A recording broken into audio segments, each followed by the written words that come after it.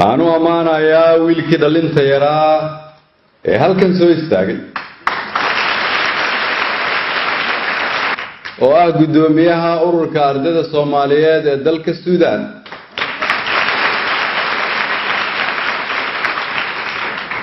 وعاوة أقبلي هذا الكير رئيس الوزراء السنة دي اللح بلاد وكلها شعب كالصوماليات عدكي نكر وقادة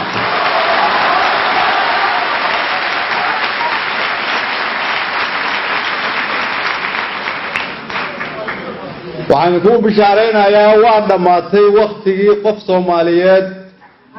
xuquuqdiisa la duudsado hadii la soo gaarsiiyo farmaajo ee xasan khayr